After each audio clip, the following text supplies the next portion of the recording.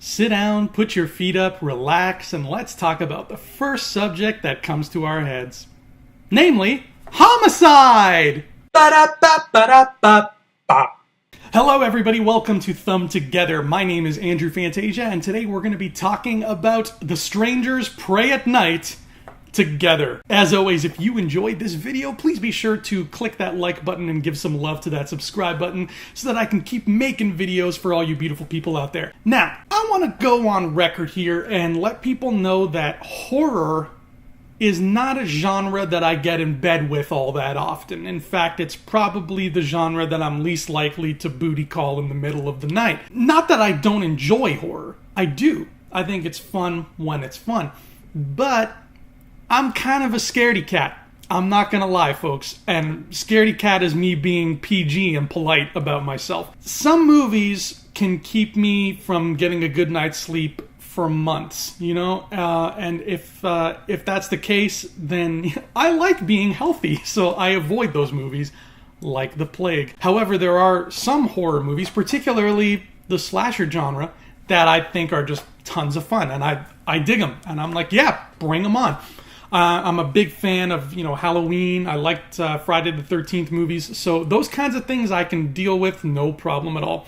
And The Strangers Pray at Night is one of those kinds of movies. This movie is actually a sequel to a movie that came out exactly 10 years ago, just called The Strangers. It was directed by a guy by the name of Johannes Roberts. He wrote and directed it. And, it was one of those things where for the longest time people were like, oh, when are we getting a Strangers 2? When are we getting a Strangers 2? And that never really came to pass. And instead, we waited 10 years and we got The Strangers Pray at Night. Now, I never saw the original The Strangers.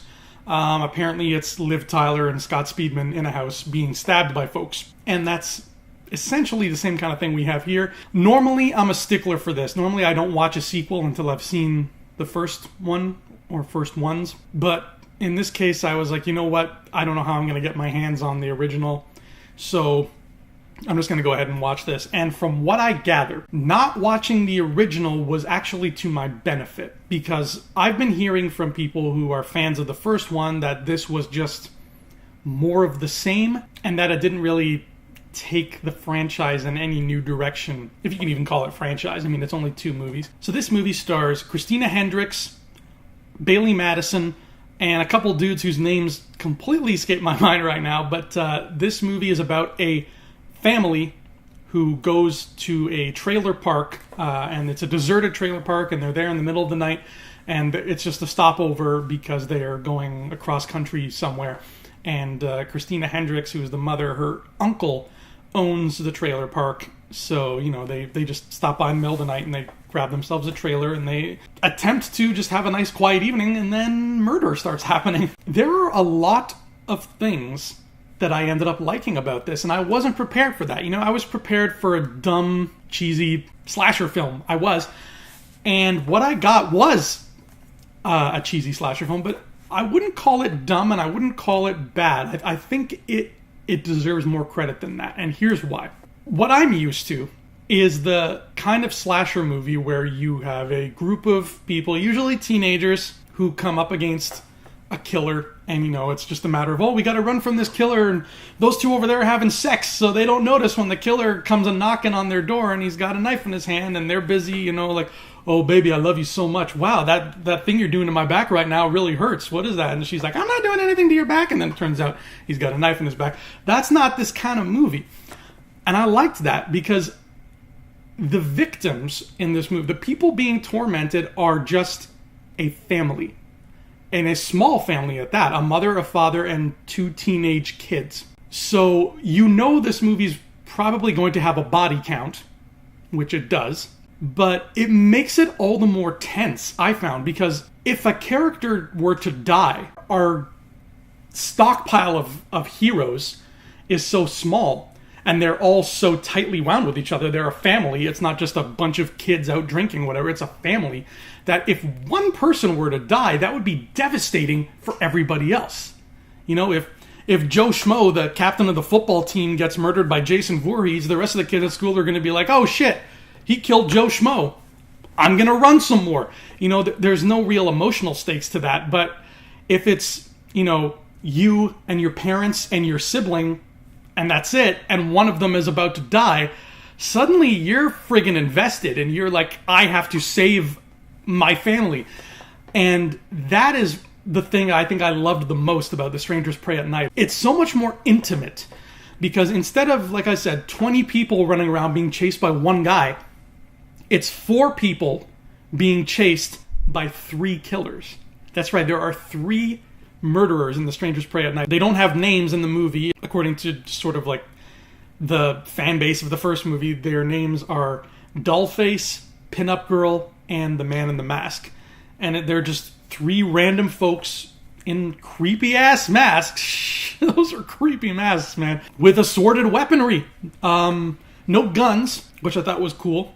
They were very intimate killers. They had like ice picks and axes and knives and the like. And there was something just so damn creepy about these 3 people, because, they're not your typical slasher villains. At least I don't think they are. Your Mike Myerses and your Jason Voorheeses are supernatural in a sense. They are like Jason is a zombie, for lack of a better term, and Michael Myers is just this robot. He's just a robot wearing human skin.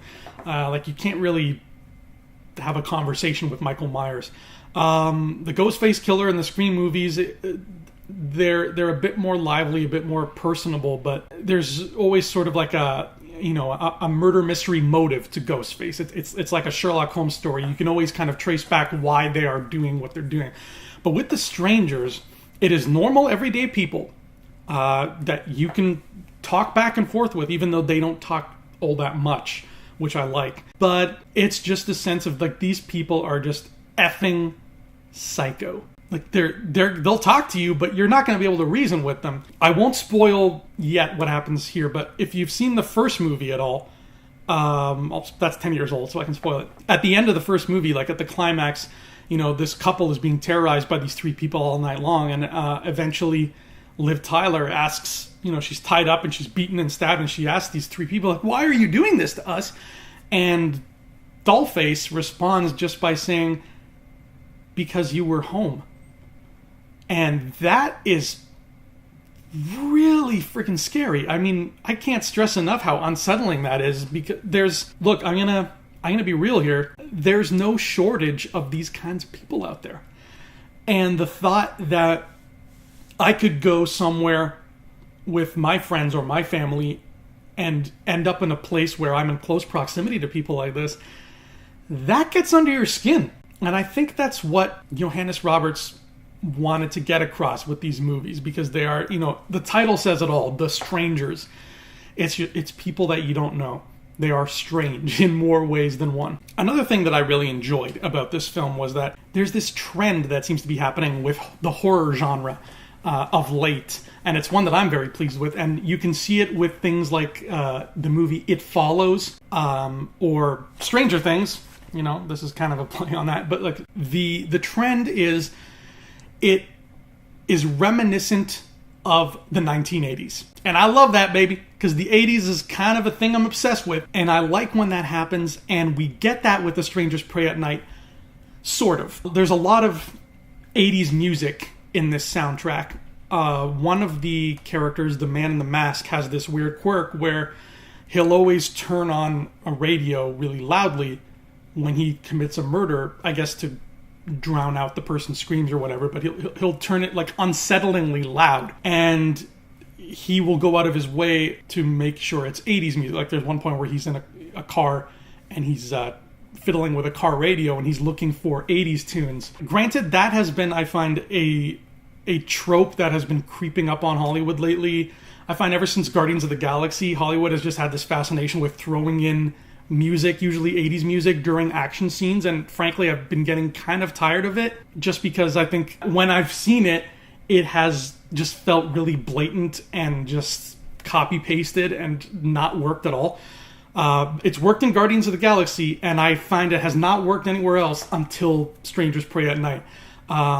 Because something about the way the music is played and the volume at which it's played, because this shit gets loud, it really messes with your head, and it kind of gets under your skin in the proper way. And I think they did a good job with that. But it has that 80s appeal. It is very, this trailer park that the movie takes place in is very Camp Crystal Lakey. It's just this eerie, deserted place. And even the opening title sequence of this film, the logo and the music that plays, this synth, like creepy synthesized underscore, is very reminiscent of Friday the 13th. And the logo is straight out of the 80s. So I really like that Johannes Roberts did this. I really liked when they did it in It Follows, and of course I like when they did it in Stranger Things. I hope this becomes more of a trend. What I want to see now is more 80s posters. I want to see more hand-painted movie posters. I'm sorry, Photoshop, your posters are ugly. Give me some hand-painted beauties. That's what I want to see. Let's get the spoilers now. If you don't want to know anything about what happens in this movie, turn off the video right now. In essence, this small family is in for the night of their lives. There are, like I said, 3 very creepy people out to kill them just because it's fun to kill. And I have to say, by the end of this movie, I was very satisfied with what I saw in terms of just the slasher momentum of it all. And I think at the end of the day, that comes down to what I said earlier about the intimacy of these characters, because it's not 20 teenagers drinking beer and having sex by the lake. It's literally just a family of 4. And of that family of 4, we lose both parents and possibly the son. The body count is pretty extreme. The daughter almost bites it too. I mean, she's bleeding like from every limb by the end of the movie. And the son has been stabbed in the back and almost drowned. And when the movie leaves off, he's in a hospital bed and we don't quite know if he's going to make it. But the mother and the father both bite the dust, and in very, I found, sad ways. And I love that. Slasher movies never make you sad. All the murders in a slasher film are supposed to be like giddy little thrills that are kind of like going downhill on a roller coaster. It's just like, oh my god, here comes a murder! And then it's over. But you're never supposed to, at least not in the slashers I've seen, is that they never go out of their way to try to make you feel emotional about the murders. Just like, oh, there's another teenager. He's got stabbed because he was having unprotected sex. Oops. When the mother dies and when the father dies, God, you feel it, man. Especially the mother. I mean, the mom and the daughter have barricaded themselves in a bathroom. Dollface is, breaking down the door. She's just slamming on the door and trying to kick it open, and she's about to, like, that door's not going to last. And the mom, Christina Hendricks, kind of boosts Bailey Madison up on her shoulders and gets her to open a skylight. And Bailey Madison hops up on the skylight and she gets away. But, she's still on the roof and she's looking down on the skylight and she's like, Mom, come on. She's trying to grab her mom. And then Dollface comes in the bathroom and the mom's like, just go, just run. And there's this, like, beautiful, terrifying, sad moment where the daughter's just watching and she's helpless, and Dollface just comes up behind the mom and like holds her head and then just like stabs her and slits her throat, and the daughter's just watching like, oh my god, I can't do anything. That is horrifying. That is leagues ahead of 2 people having sex in a bed and one of them gets stabbed and the other one screams and runs. Like, that's the big difference, is that in other movies people just scream and run, but in this one it's like, oh my god, somebody I love is dying and there's nothing I can do. And when the father dies, it's a very similar situation.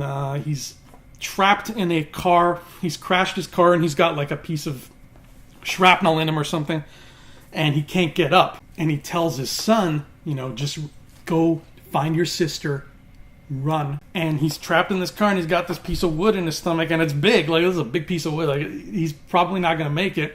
And then you see the man in the mask come up to the car, and like, okay, that's it. And just the slow build up to that is fantastic, because the man in the mask gets in the car and just sits next to the dad, doesn't say a word, and just kind of stares at the dad, turns on the radio, finds an 80s song that he likes, turns it up uncomfortably loud, and keeps staring at the dad. Meanwhile, the dad is like crying and bawling, be like, what do you want from me? What do you want? Don't hurt my family. Man, the mask is still staring at him, and he takes out like a little screwdriver and he stares at that for a bit. A lot of staring in this movie. And then eventually, the stabbing happens. But that is such an emotional death, at least to me, because, I know eventually the son and daughter are going to stumble across that car again and find their dad and be like, well, our dad's dead now. Like I said, when the mom got stabbed, the daughter's reaction was horrific because she's watching it happen and she's, screaming, "Mommy, mommy." And then later on, the father and the son find the mother's corpse, and that moment is just heartbreaking too. So it just hits you right in the gut in a way that Camp Crystal Lake kids don't hit you. I'm sorry, I love you, Jason, but all those teenagers you killed, I don't quite care for them. They're just fodder at this point. They're lambs to the slaughter. That is the big difference here, is that these lambs that are being sent to the slaughter are all important lambs. Everybody in this movie is somebody that would survive in another horror movie. So it's a big deal when they die. Now, this movie's not all sunshine and roses like I've been making it out to be. It does have its flaws, and namely, those flaws are just sort of the typical horror movie schlock that we've come to expect at this point. Namely, two big things is too many unnecessary jump scares. I don't know, maybe I was spoiled by The Witch, which managed to scare the pants off of me without jump scaring me even once.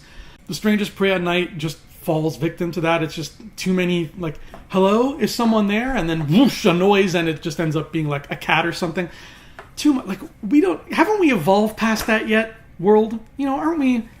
Haven't we moved on? Like, we're out of the water now. We don't need gills to breathe anymore. Let us breathe the oxygen. We don't need jump scares anymore. The second big issue is that this is one of those movies where the people make some stupid ass choices. And I can't take credit for this because I heard another critic say it, and I think she was bang on, but I think this is the perfect way to say it. I can't remember this critic's name, but she said, you know what? These people do not want to live. And I couldn't agree with her more. Like, they will split up at every opportunity. They have a gun that they find that I don't think they ever fire once. It's one of those cases where, oh, get away from me or I'll shoot you. Ooh, I can't do it. Let me just put the gun down and walk away instead.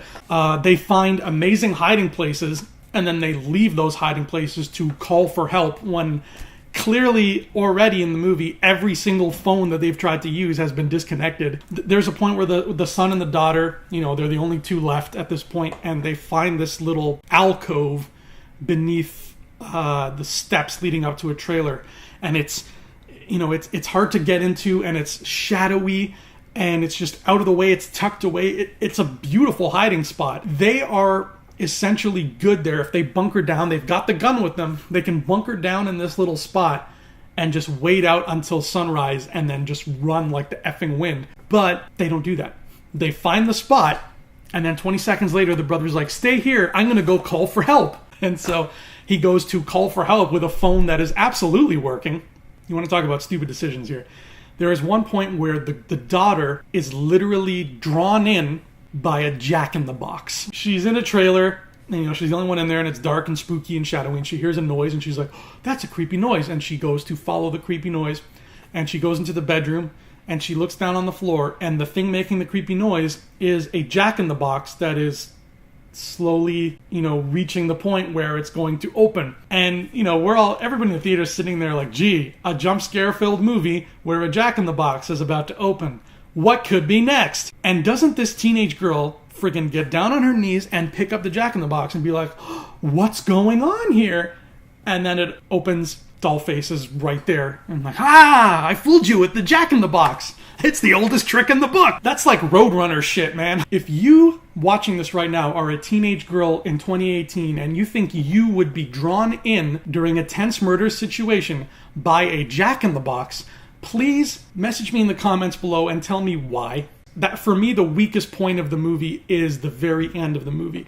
Because up until this point, the strangers themselves have been normal people in creepy masks who are just stabby-stabby because why not? And the only one left is the man in the mask. And he's coming after the girl, and he's in his pickup truck and whatever. And then the girl manages to light the truck on fire, and he catches fire. And we're like, oh, okay, he's dead. But then no, he keeps driving the truck, skillfully driving the truck, not screaming or anything. And then he gets to the point where he's about to kill her, but then he succumbs to his wounds, and he falls over, and he's all burned up, and we're like, okay, now he's dead.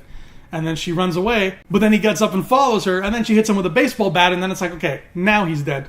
And at that point, I'm like, guys, I liked that these killers were just human people, you know? It's not a Mike Myers situation where he can eat a grenade and then get up and be like, well, I'm fine, let's get back to stabbing. I don't like the idea that this guy, you know, regardless of how crazy he is, because he's clearly nuts, I don't like the idea that this guy can be lit on fire and just brush it off and be like, well, I'm going to keep driving to kill this girl. Oh no, my wounds are really bad, but I'm just going to get up and try to kill her again anyway. They were human up until that point, and then they became superhuman, and I think it lost kind of some of the edge it had. It became less scary when he was superhuman. People were laughing. People in the theater were laughing at this. The movie ends in a very bizarre way. It cuts to an unspecified amount of time later, and the daughter and son are in a hospital room. And the daughter is, you know, she's healed from her massive lacerations that she took to, like, both her legs and her arms. But, you know, she's all bandaged up, and she's, like, huddled on a chair, and she's shivering and whatever. And the son is in the bed. He's got the oxygen tank on. He's unconscious. It does not look like he's going to make it, but it's not clear. She's just, you know, scared and shaking, whatever, and then she hears a noise that frightens her, and then somebody knocks on the door really hard, and she's like, oh no! And that's the end of the movie. It cuts to black after that. And again, people were laughing. I think there's a million ways they could have ended that would have been better than, you know, the girl being scared by a knock at the door. That was just silly. So that is The Strangers Prey at Night. It is a lot of fun. It is one of the best slasher films I've seen in recent... You know what? I will go as far as to say it's the best slasher film I've seen in this millennium. I will. Since the year 2000, I can't think of any other slasher film that has been this well executed. Granted, I haven't seen very many of them. And, you know, I'm not counting things like Cabin in the Woods. I'm not counting more paranormally horror things. I'm saying strictly slasher, Predator versus Prey. This is the best one I've seen. It really hit the emotional levels of killing, which, like I've said, I've never seen before in one of these movies. It has its shortcomings. It falls prey to all the stupid stuff, but that's sort of par for the course at this point. Maybe one day we'll get that slasher film that kind of reaches the perfection, but this is not quite it. I did have fun with it, and if you like a good horror movie, if you like seeing people get stabby-stabbed, then by all means, give The Strangers Prey at Night a watch. I don't think you'll be disappointed. So that has been Thumb Together. I'm Andrew Fantasia. Thank you so much for watching, and I will see you next time. Until then, don't open your door. Unless it's me. Then open that door. Why not? Got something in my teeth here.